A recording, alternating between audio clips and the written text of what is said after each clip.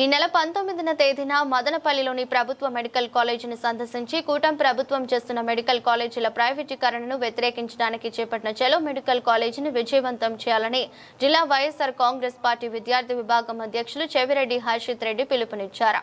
Tirupati rural మండలం తుమ్మలగుంటలోని party కార్యాలయంలో బుధవారం యువజన విభాగం విద్యార్థి విభాగం నేతలతో ప్రత్యేకంగా సమావేశం నిర్వహించారు.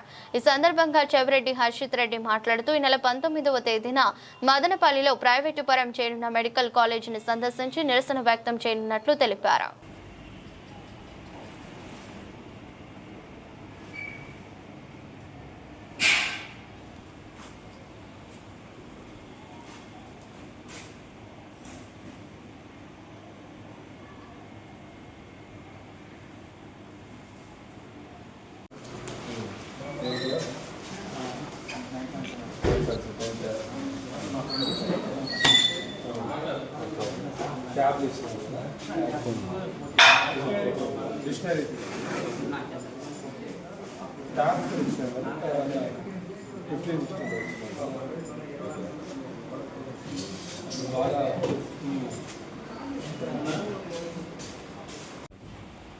ఈ కూటమి ప్రభుత్వం అధికారంలో వచ్చినప్పటి నుంచి అన్ని రకాలైనటువంటి విద్యార్థులకు ఇబ్బంది పెట్టే కార్యక్రమం ఈ కూటమి ప్రభుత్వం చేస్తుంది.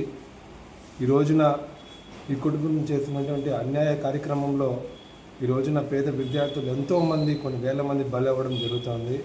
అందులో ముఖ్యంగా ఏదైతే గత ప్రభుత్వం మా వైఎస్ఆర్సీపీ జగనన్న కట్టించడం వంటి సుమారు 17 మెడికల్ కాలేజీలు జిల్లాలకు ఒక మెడికల్ కాలేజ్ కట్టిస్తే సుమారు దాంట్లో 7 పూర్తయి 5టికి అడ్మిషన్ వచ్చి మిగతా 5 ముగింపు దశలో ఉన్న మెడికల్ కాలేజీని కూడా ఈ రోజున పట్టించుకొని వేయడం జరుగుతుంది.